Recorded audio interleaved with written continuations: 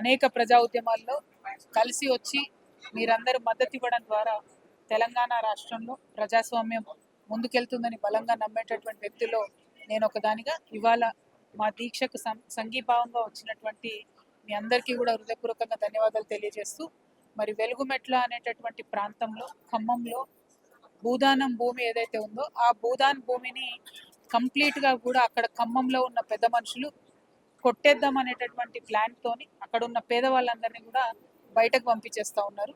దానికోసం చాలా పక్కా ప్రణాళిక వేసుకొని ఆ పేదవాళ్ళకు తెలియకుండా అర్ధరాత్రి ఎటువంటి నోటీస్ లేకుండా జిల్లా కలెక్టర్ గారి ఆధ్వర్యంలో బుల్డోజర్లు పంపించి మొత్తం ఇండ్లను నేలమట్టం చేయడం జరిగింది. ఈ సంఘటన జరిగి 15 రోజులు అవుతున్నది.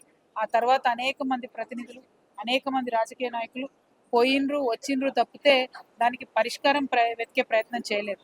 నేను డాక్టర్ విశారదన్ గారు ఎస్సీ ఎస్టీ బీసీ జేఏసీ వారు మేము సంయుక్తంగా ఉద్యమాలు చేసి 9వ తారీఖు నాడు అక్కడికి వెళ్ళడం జరిగింది. వెళ్ళి ఖమ్మం జిల్లాలో ఉన్న అంబేద్కర్ చౌరస్తాను సంపూర్ణంగా దిగ్బంధనం చేసి ఒకటే ఒక డిమాండ్ పెట్టినాం. కలెక్టర్ గారు రావాలి, వచ్చి మీరేదైతే షెల్టర్ హోమ్లో ఈ బాధితులను పెట్టినరో భూ నిర్వాసితులు పెట్టినరో వాళ్ళ పరిస్థితి చూడండి అని అడిగినాం. కానీ కలెక్టర్ గారు రాలేదు, దేశజాలకు పోయినరు. ఆ తర్వాత మేము దీక్షకు దిగుతున్నామని చెప్పడం జరిగింది. ఈ దీక్షకు కూడా ఒకటే ఒక డిమాండ్, ఏ భూమిలో అయితే ప్రభుత్వం అక్రమంగా చొరబడి ఆ భూదాన్ భూమి పేద ప్రజల నుంచి లాక్కొని ఆ పేద ప్రజలు కష్టపడి కట్టుకున్న ఇండ్లను నేలమట్టం చేసిందో అదే ప్లేస్లో రెగ్యులరైజ్ చేయాలి, వాళ్ళకు పట్టాలు ఇవ్వాలి, ఇండ్లు కూడా కట్టించి ఇవ్వాలనే డిమాండ్తో మాత్రమే ఈ దీక్ష చేస్తూ ఉన్నాం. నిన్న ఈ దీక్ష చేస్తూ ఉంటే ఖమ్మంలో నన్ను డాక్టర్ విశారదన్ గారిని అరెస్ట్ చేయడం జరిగింది. నన్నేమో జాగృతి హెడ్ ఆఫీస్లో వదిలేసినారు. మరి డాక్టర్ విశారదన్ గారిని ఎక్కడున్నారో ఇప్పటి వరకు చెప్పకుండా police station to police station తిప్పుతూ ఉన్నారు.